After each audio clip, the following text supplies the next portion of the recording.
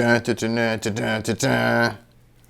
guys, it's Chris Richardson, and I'm kind of excited because I just got a pack from LandSurf. As of now, this product is not announced. I'm not supposed to talk about it, but if you're seeing this video, I am allowed to talk about it. So we'll see what we got. We've got more fangs and pint bumper wheels. So this is actually not the subject of this video. These were just announced today. And this is a platypus.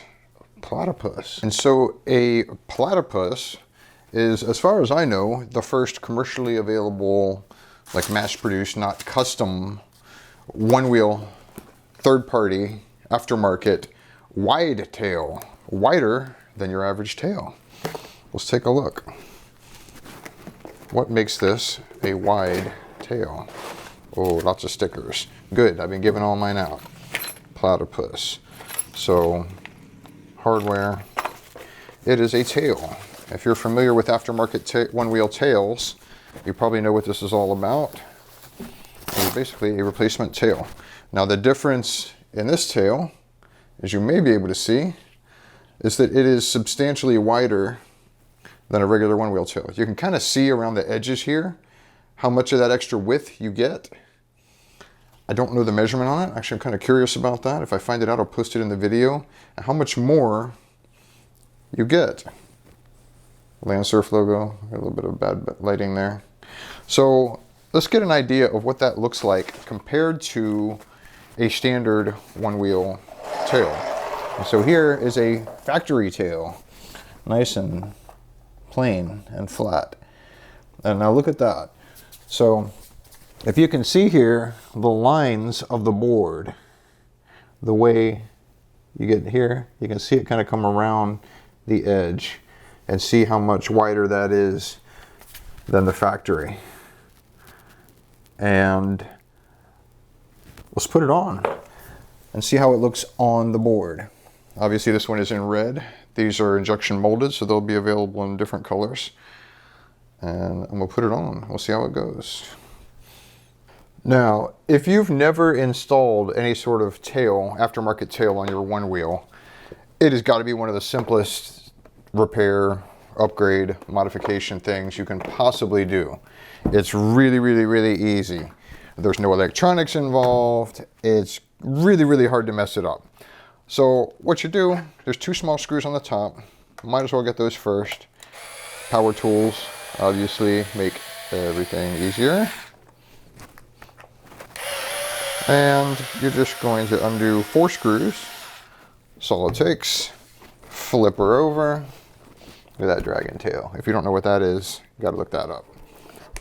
Way too much fun. 2 screws on the back, and I kind of like to hold. I'm gonna show you what I was just doing with my left hand over here. I'm holding, and the only reason for that is that this flaps down. Minor point, but I like to do things really, really as best they possibly can be done. I would prefer not to put bending pressure on the screws as this flops, which now it will because both screws are removed. Probably unnecessary, but that's it. So now what you have is your 2 holes are here, your 2 extra long screws that held your stock bumper in or stock tail in through the rear bumper.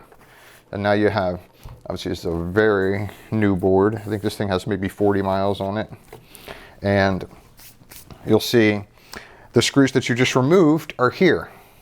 Now I'm going into a lot of detail here, more than you need. You probably would figure most of this stuff out on your own. But notice that on the factory tail, there are 2 screws, and here there are 2 screws. Same-o. But down here, there's 2 extra screws. On the factory one, there is not. What LandSurf and most of the other aftermarket tail manufacturers have done is they're taking advantage of the fact that there are 2 screws already here. So you're going to have 2 extra points of attachment, 2 points for structural stability to make it stronger. You can use them or not. I think you might as well. I'm assuming the hardware is in here because these screws are going to be much shorter these screws will be much longer than the screws that are on your factory rails, which are attached to the rear battery casing. There are threaded inserts in your battery casing, brass inserts, that hold these tiny, tiny little fellers right here. They're not going to go all the way through here. So you get a little bit of extra beef added to your new tail as it gets attached. And they include a full set of screws here from LandSurf. So even though you have the same and they're identical, I just checked them out right here. I just noticed they are the same as your factory screws. He went ahead and gave you screws for all of them, all 6 screws. Might as well use their screws. I'm going to take my factory screws and I'm going to put them in the bag that came with the LandSurf stuff. So they're factory, they're perfect screws. And let's say that I keep this Platypus on this board for the entire time that I own this board. When I go to sell it, I can put this kind of unpleasant old thing back on the board, make it look all pretty, brand new, sell the board with the back looking like factory, and I'll get to keep. So, same deal. Now, one thing I'll mention, just since you guys are watching me install a tail, which is a pretty boring proposition anyway, it's best to install or start any screws that whenever you're doing any sort of one-wheel repair by hand. You start them not with your power tools. Lots and lots of people are always talking about how they ruin their threads. Why are my threads ruined? Why are my screws not go in? And often it's because they start them with a power tool, they cross thread them, and the one wheel rails are made out of aluminum. So all of your threads on your one wheel in the rails are made out of aluminum. That's 10 threads. There are some that go into brass threaded inserts in your battery casing and control module. But the ones on your, now I'm not even tightening them all the way. I'm just giving them a little bit of hand tight. And there's a couple reasons for that. People that are mechanically inclined and or spend a lot of time turning wrenches will already know this. This will not be news for you. But if you install all of them and they're still kind of loose, they're only in with a few threads, then alignment gets easier. And what I mean by that is, when I go here to do the last couple screws, if I'd have tightened up those top screws, all 4 of those nice and tight, these holes may not have lined up quite perfectly, and I would have trouble starting them or cross thread them, which is much worse. So instead, I'm able to line up here and see I'm very gently trying to make sure my threads are started before I make any additional turns, and they're actually not starting. So I'm going to kind of wiggle it around. I'm going to take a visual look, make sure I'm kind of lining up with it, until I know that we've got threads that are turning without effort. And there we go. Got it. Once you have that, then this has nothing to do specific with tails. It's pretty much good for anything that you're tightening. Now, tighten them up. And you can already kind of see this is a little wider than the standard tail. Wider than your average tail, but it looks good. I like the red. Doesn't quite match the scheme of this board, but this is the one that needs a tail, and I was excited to try this out. So now you can start to get a sense of how much wider this is than this factory tail. Let's get a little closer look. Get up in there deep. Look at that. So protruding a little bit. Got a little bit of that extra fatty fat on the back. Looking wide. You can kind of see where the rails come out. And I'd have to say it looks like a platypus tail. And now, that's the install. Hope you weren't bored to death. Pretty standard stuff. I'm gonna ride it. Actually put some miles on this thing, and I'll let you know what I think, whether you should get this for yourself, whether you're gonna like having a tail stick out a little bit, whether you're gonna notice, whether you're gonna care. My guess ahead of time is that, especially people with big feet, you're gonna love it. But people with small feet too, like, I don't know if you saw my old video where I did my first review of a concave rear tail, aftermarket rear tail. I was not a fan. I thought adding anything that adds weight to the board is going to be a negative, especially on the back end, because the back end is already heavier than the front, and I did not like the idea of the board being asymmetrical. If you couldn't do both ends, then I didn't want to do either. But once I actually did ride with a concave rear tail, I've been a convert ever since. I always like it now on all of my boards. It's not that annoying when I'm switched up on the board doing tricks, and so I'm willing to give a wide rear tail a chance. It's actually not very heavy. My guess is I forgot to weigh it. I'll try to weigh it for this video and compare that to the known weights of the Cush pad and other pads, because it was hollowed out, as you can see in the bottom. It is, and it feels relatively lightweight, even though it is wider. So I'm thinking that, especially for a cruiser board, the advantages that I anticipate are that it may be a little more comfortable, long term. It seems like a somewhat flexible material, so you may get some cushioning for foot fatigue. It will give you a little bit more room to move your foot around if you like that, and I think I might. And I also anticipate it is going to protect the board a little bit from damage, because if the board flips over, it will scratch the side of your Platypus rather than your rails. Don't know if that matters much. So I will get with you later once I've actually tried it, because that's what's important. Tried it and righted it. So you've seen the Platypus get installed. Let's see how it rides. I got my dead cat on. Hopefully the audio will be good. I have to put this between my legs so I can strap my helmet out. Using my third leg here, third arm. And so we're gonna also make this a video about foot placement. So, ooh, I already like it. I already like that feeling. Okay, so let's take a little ride. We can ride and talk, ponder, pontificate, discuss. So, I'm pretty quickly getting a sense that the concave is very natural and progressive on this pad. As I move my foot around, I'm really not finding any places that feel particularly uncomfortable or awkward. It doesn't feel wide. It doesn't really feel like it's unusually big. I just feel like I've got room. I kind of wish I had one on the front.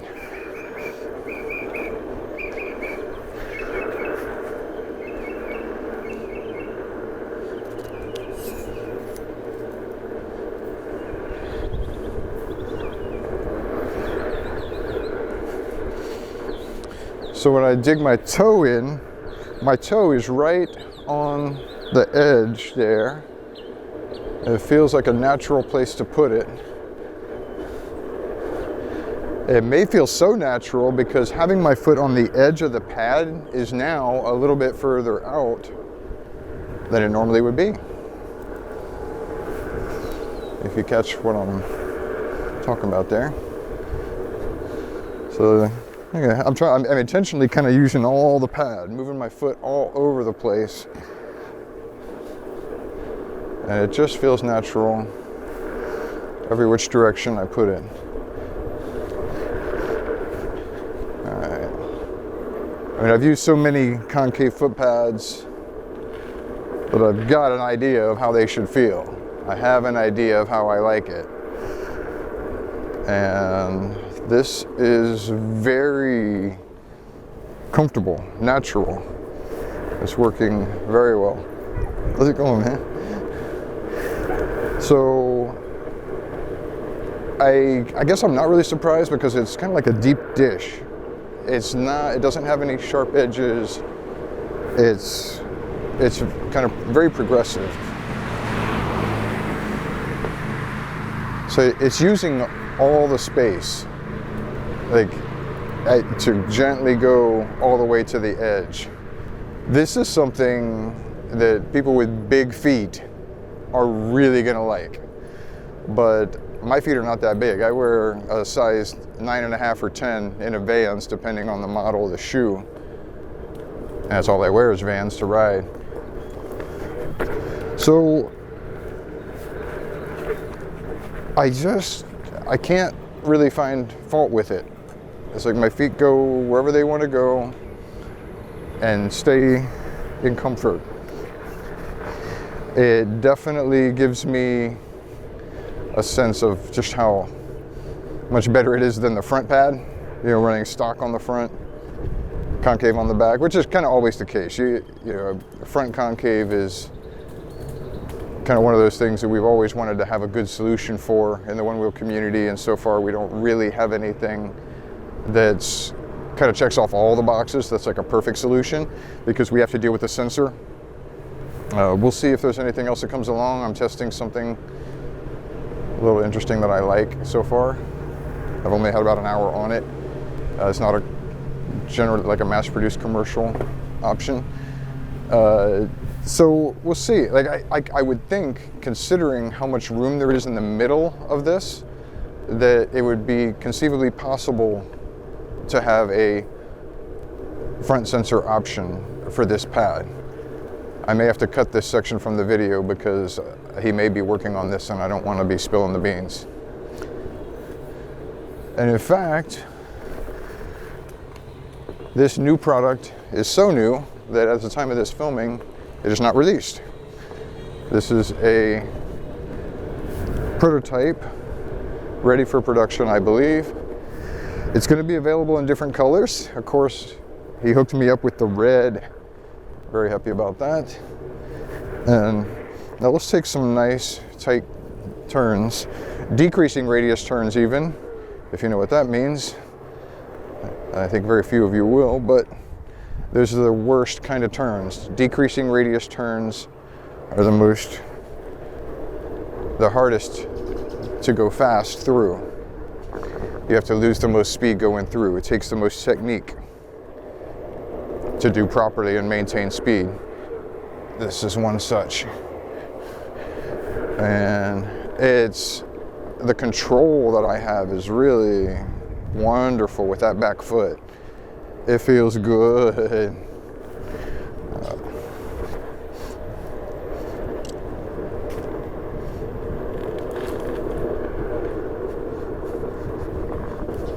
So smooth. I can really kind of dig, like on this turn right here, I slowed it down a little bit. Maybe you can get a sense of how I was able to, I'll do it again here and kind of exaggerate. So you can just lean and I can drop this back heel into that corner. Just back heel right here. See, I mean, if it's hanging out, I need to get the measurements. My guess is maybe 3/4 of an inch further than a standard tail. And it just, that heel feels natural right there, right in the back. And my front foot is hanging out there. I have some friends that with big feet. My good friend Fane's 6'4" with a big feet. He cannot stand concave rear tails because they kind of gap on his foot. He doesn't really have room for it. And now there have been longer tails, like the Craft and Ride, I think it's a One Tail Plus, and I like it. It feels good. But this is something that's not just longer, but wider. Pretty good, buddy. Very good. Hey. Get some appreciation from the local walkers there. Yeah, everybody loves the one wheel. So I'm really enjoying this shape. This is something that I believe I will leave on this board. This is a kind of a cruiser. It's in such good condition. It's a brand new, almost new 4210 control module board. And this one's great for cruising. And of course, it's got sparks. This is my Draggin Tail board. Sparking with the fat tail. Love the Draggin Tail. If you guys haven't seen that, you got to check it out. It's an Armor Dilloz product. It is so much fun. 2 screws is all it takes to mount. So let's talk a little bit about foot placement. That's something that I think especially new riders are gonna really wanna know. Like, am I putting my feet in the right place? Basically, if it feels good, great. But if you're thinking about foot placement, it probably doesn't. You're probably thinking, you know, where am I going to put my feet in the right way to be safe, to be comfortable, to deal with foot fatigue. One thing I would recommend, especially if you're a relatively new rider and you're already locked into the idea that you're regular or goofy footed, spend a lot of time riding switch. I mean, that's what I do, you know, especially at my age and what my body's been through. It's, you know, when we do long rides, we do 20-mile rides at night, things like that, I'll take a lot of the time and I'll switch over to switch. And I can keep up with the group in switch. Wonderfully helps foot fatigue. And with regards to foot position, foot placement, I use the same foot placement when I'm switch. So now that I'm switched up, if you'll note, my back foot is kind of tilted. My back knee is bent. My front foot has this, it's an exact mirror image of the way I would ride regular. In fact, when I switch regular, then I tend to just go ahead and switch my feet back. And I put my feet in a position, my front foot is, in my opinion, it's less critical than the rear foot. And part of this, if we're going to talk about foot placement and really deal with the important aspects of it, we're going to have to talk a little bit too about body position.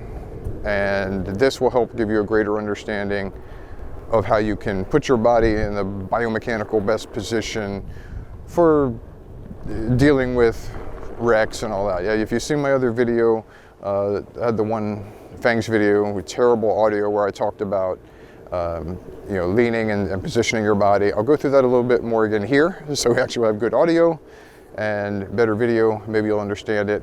And then it meshes right in with foot placement. To get the best understanding of both topics, it's best to kind of bring them together, put them together. So starting basically from zero, where do you want to put your feet? Your front foot basically can go pretty much anywhere. Sort it around, put it wherever you want. And your back foot, you're almost never going to want to be straight. You're always going to want some sort of tilt with the toes towards the front of the board, heel towards the back of the board. Now, you can be close. Some people like to be close, and sometimes I find my foot being close. But especially if you have a concave rear, most likely you're going to want to find somewhere in the dip. There's kind of a dip where it goes from high to low to high, and you're going to want your heel somewhere along the transition of the heel side of the concave, and your toes somewhere along the toe side of the concave. Seems kind of obvious, but now, why do you want your foot turned? And the front foot, you generally aren't going to have as turned. If you want to, go ahead. Not really going to hurt anything, but I think generally your feet will feel a little bit better with a little bit more of a perpendicular bend to your front foot.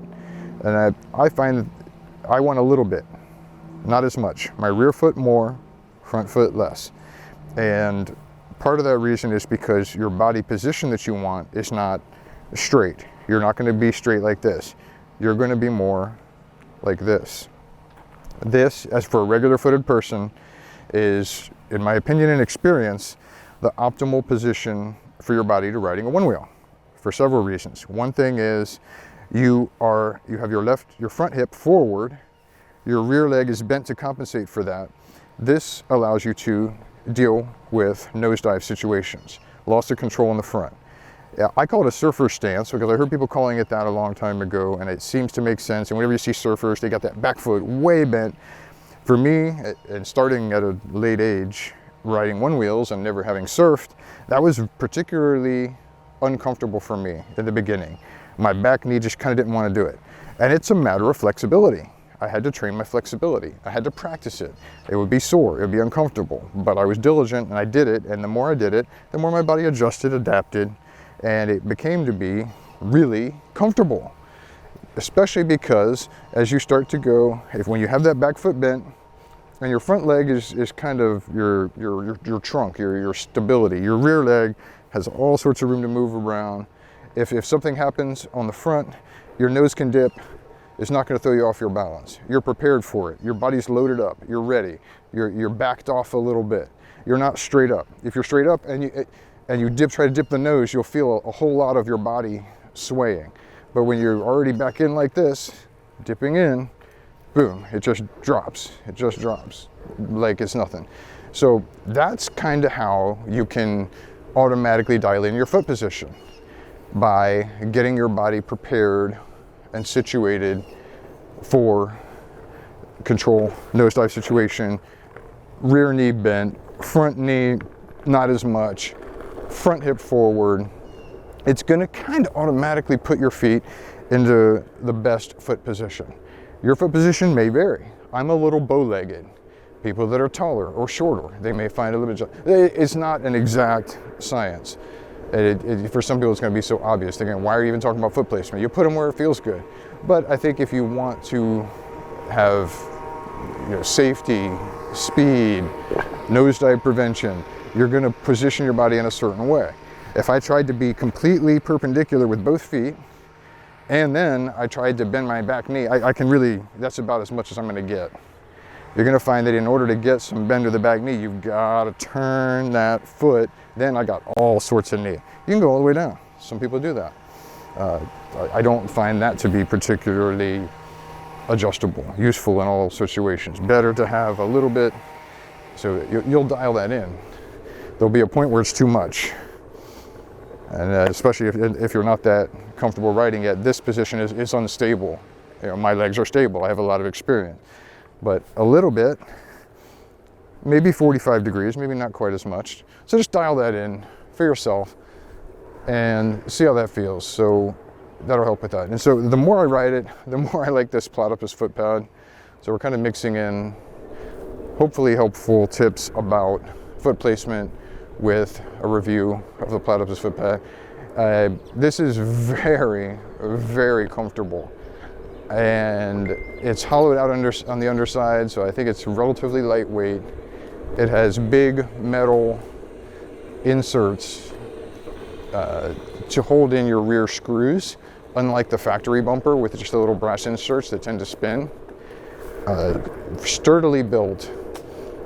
Seems like a very nice hardness of the compound. It's not super hard, but it's not super soft. So yeah, I definitely like it. And once this is released, I think definitely people with big feet may find that it's one of the few pads that are comfortable for them. And people with small feet are gonna love it too. My feet are not that big, and it feels really great. Especially for a cruiser board or a trail board. So I hope you enjoyed this review of the Platypus foot pad. And this will help you decide whether you like it or hate it. Like all the LandSurf products, they're very well built, very well designed, nice packaging, very professional product, especially for a small market like the Onewheels. And it's definitely, I'm surprised at how much I like the extra space. I'm all about being lightweight, compact. I really enjoy the pint, the size of the pint. But you know, it's nice to, as I collect more and more Onewheels and I set them up for different configurations.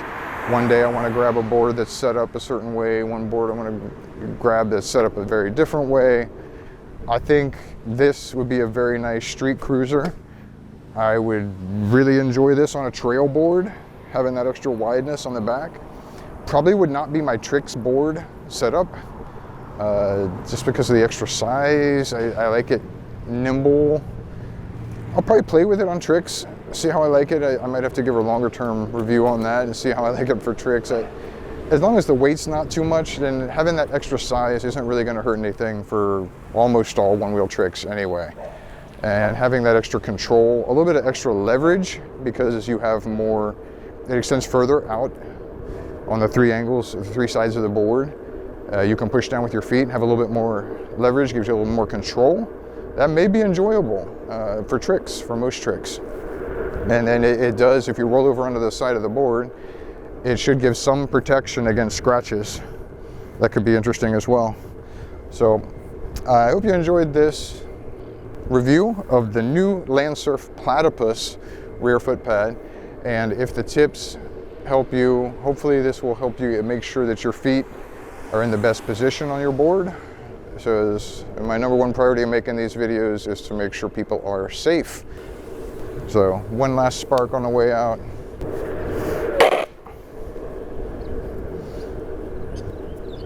And this is Chris Richardson with a review of the Platypus Footpad by LandSurf.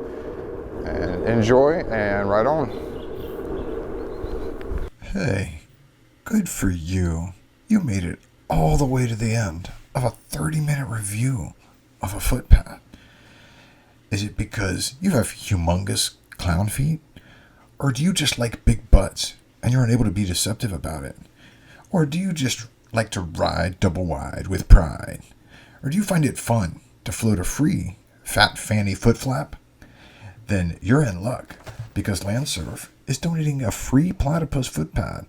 All you gotta do is just like, subscribe, and leave one and only one comment on this video, and you'll be entered to win. I'll pick a winner in about a week or so, basically whenever I feel like it, and I'll make sure to post who won. It could be you. So go ahead and slap that sub button and leave a comment, and you could win a free Platypus footpad.